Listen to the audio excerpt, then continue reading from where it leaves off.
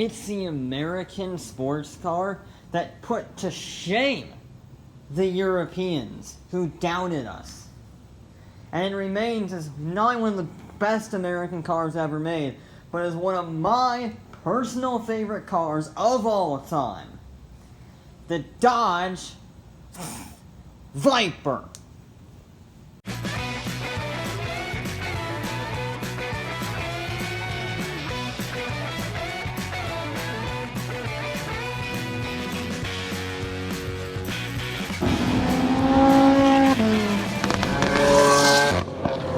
Before we can talk about the VIPER, we gotta talk about the other snake vehicle that inspired it.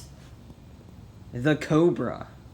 Only one of the most incredible American cars ever made. Racing driver Carroll Shelby had to retire from Le Mans after his success with Aston Martin because of a heart problem. And he wanted to keep doing car stuff though, and he wanted to design a roadster with an American V8 in it. And just so happened there was a British roadster called the ACR-X that needed a new engine, and then Ford just happened to make a brand new engine, the 289 Windsor, and they said, hey, you want to team up? And both of them said, yeah, sure. And thus, the Cobra was born. The test mule for the Cobra weighed just 2,000 pounds and had a 4.3-liter V8, making 335 brake horsepower. That's a lot. That was enough to propel the prototype to 0 to 60 in 4.2 seconds in 1962. We were 7 years away from landing on the moon. And it was doing 0 to 60 in 4.2 seconds. And, this is a funny story. They didn't have enough cars made to mass market them, but they still wanted to do media press tours. So Shelby came up with the idea of every time they show the prototype to the press, they would paint it a different color, so it would look like they have several versions of it, even though they only had one. That is improvised engineering, and I love that. But they got their act together, and the Mark II Cobra was more or less a bit of a transition one, as they went from hand-built to production. And you can see why. It had a bit of borrowed parts, we'll say. It had a MGB steering rack and a Volkswagen Beetle steering column in a Shelby Cobra. However, it did get some new, brand spanking new, transfer release suspension, which means it could actually turn well. And as a result, by 1965, they sold over 500 Shelby Cobras, which meant Shelby could go for the big one, the one he always wanted to make, the Mark III, aka the 427! You see, Ford had a brand new engine for Le Mans with a 7-liter V8, making 485 horsepower and 480 torque. However, the original Cobra, funnily enough, couldn't have the chassis or the body or anything that could match that massive engine.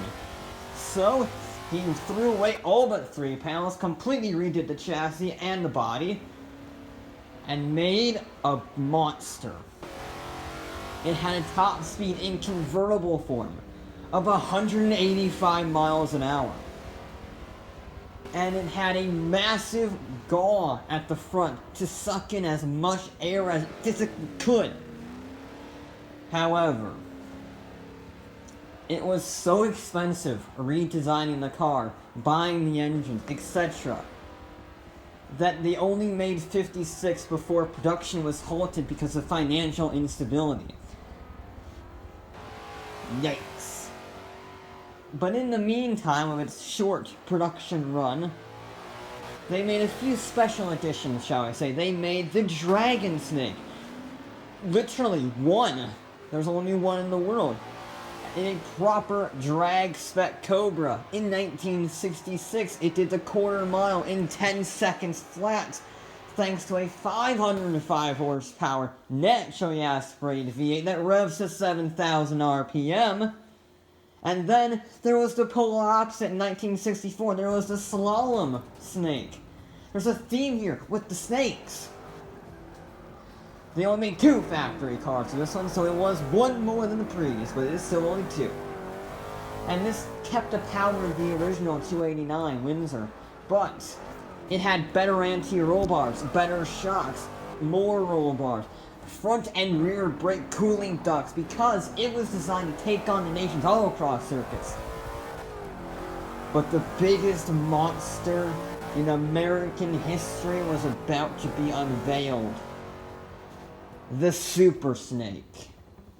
This was a road-legal racing competition Cobra, because they made 23 competition racers, and only 2 of them were converted to road use.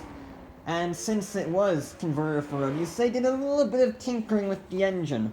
The original 427 made 485 horsepower, but when Shelby engineers fitted 2 supercharged on it, that's right, it was twin supercharged, it made an estimated 800 horsepower in a car that weighed just 2,500 pounds.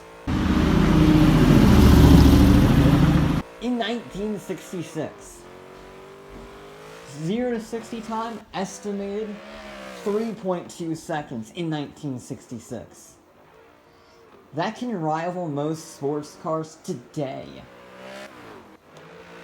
Rumor has it, the exhaust was so loud that when Shelby drove it through a town, it would physically wake up the entire town and shatter windows nearby.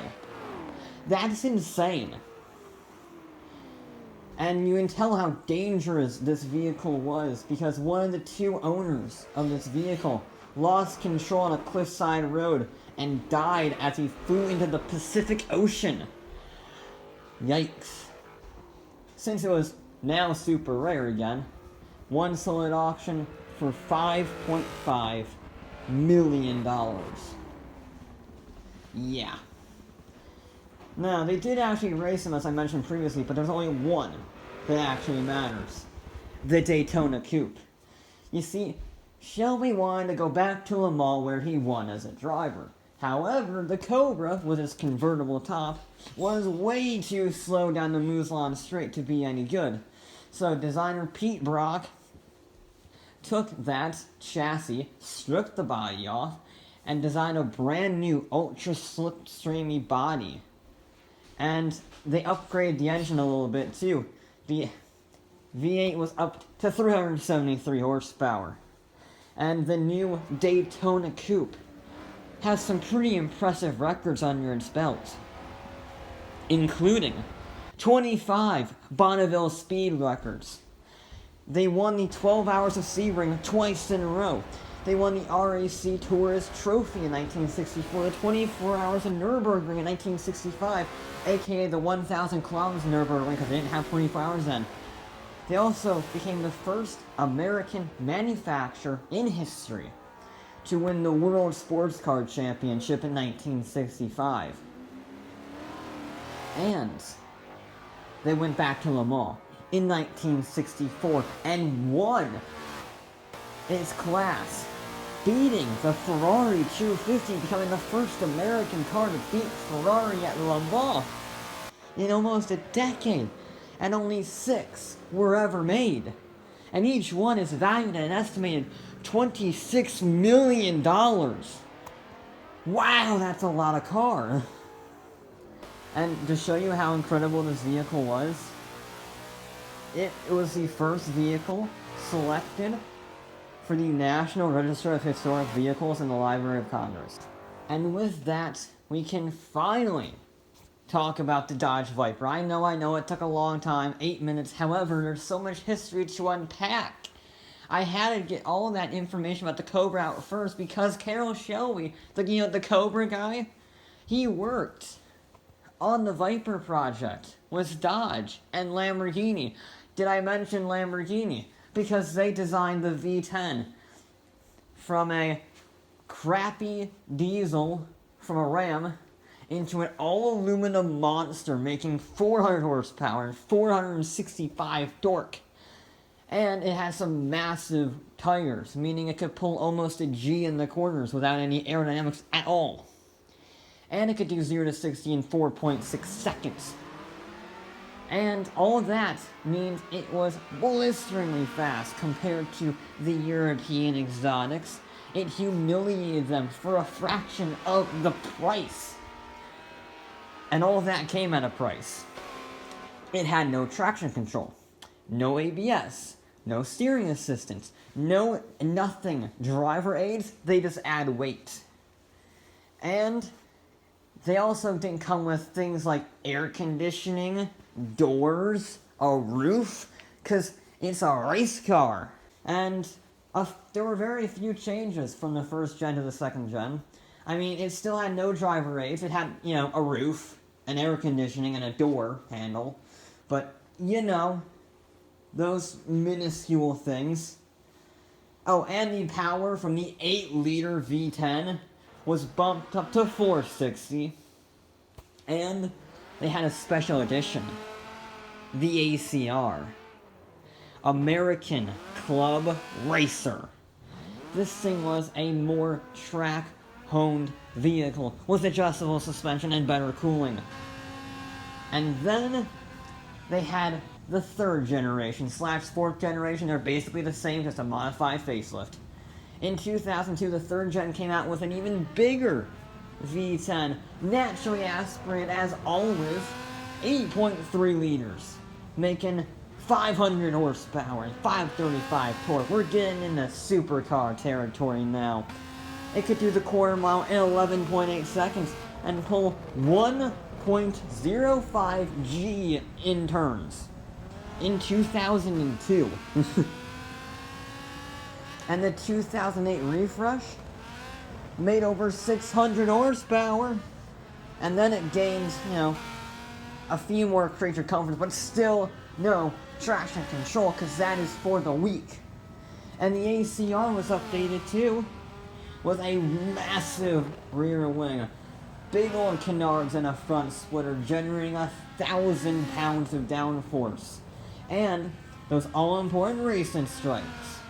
And thanks to some carbon fiber parts and components, it had 80 pounds saved from the chassis.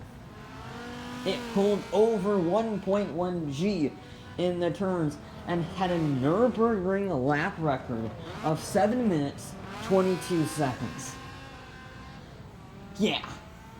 And if that wasn't crazy enough for you, it's a track-only, limited production run ACR-X. This racing car had more aerodynamic downforce, 100 more pounds to be exact, and it shaved off an extra 120 libs from the ACR, which, if you're keeping track, is 200 pounds lighter than the road-going base version. And as a result, with some racing slick tires, it did a 7-minute 3 around the Nürburgring. That's even faster. And then there was a recession, and recessions aren't good for performance cars, so the VIPER died. Yeah, But then in 2013, it came back with traction control, power steering, and anti-lock brakes. Oh, and an even bigger engine, an 8.4-liter V10 making 645 horsepower.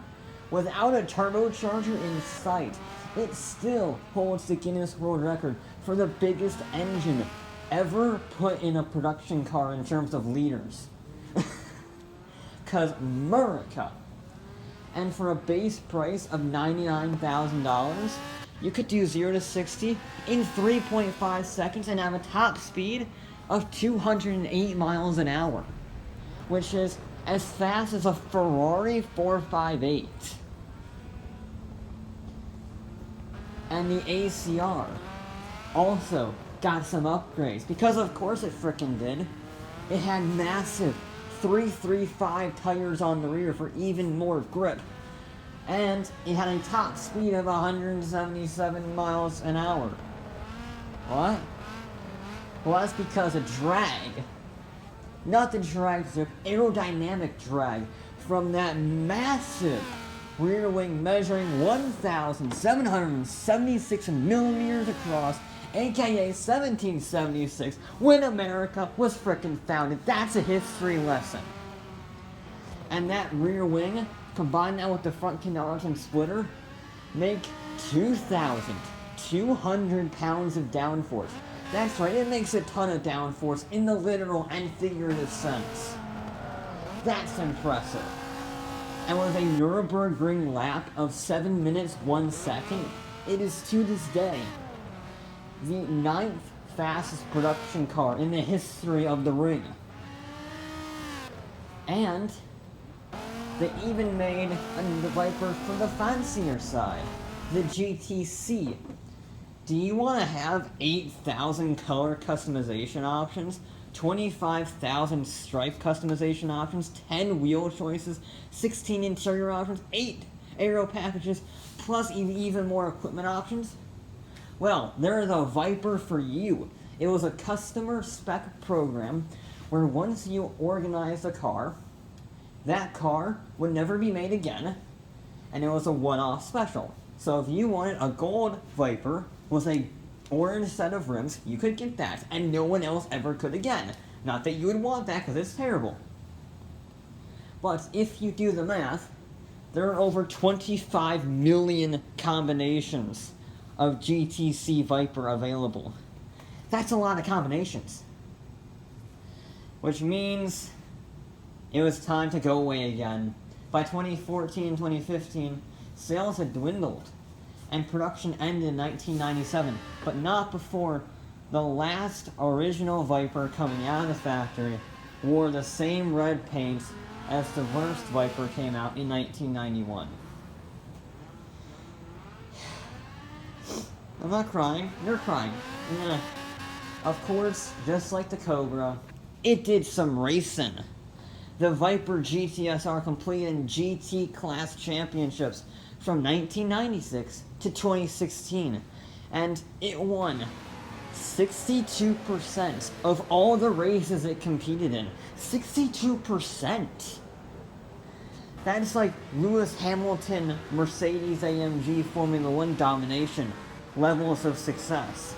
It won 25 Constructor Championships and 24 Driver Championships throughout its 10-year run. That's amazing! It's the most successful American racing car of all time. It won the FIA GT Championship, the American Championship, the Belgian Championship, the Italian, Sweden, Euro, VLN, FFSA, and Super GT Championships. It also was pretty darn good at endurance racing too. In terms of overall victories, it won the Nürburgring 24 hours 3 times in a row, and it won its class at Nürburgring 3 times more. It won the Fuji 1,000 kilometer endurance class race in 2001. It won the 24 hours of Daytona outright in 2000. It won its class at the 12 hours of Sebring in 2000.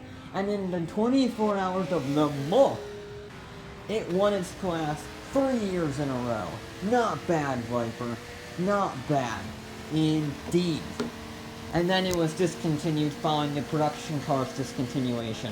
However, to this day, just a month ago, at the 2019 Nürburgring 24-hour race, a modified second, third gen Viper competed in the alternative fuels class and finished in the top 5.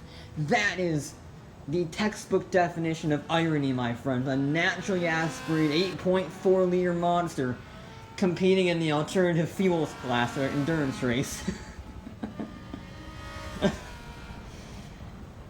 The Viper was never subtle in looks, in driving experience, in sound. It was a sensory assault America had not seen since the original Cobra rolled off the factory line, and remains, and shall forever remain, one of, if not the greatest car Dodge and America have ever produced.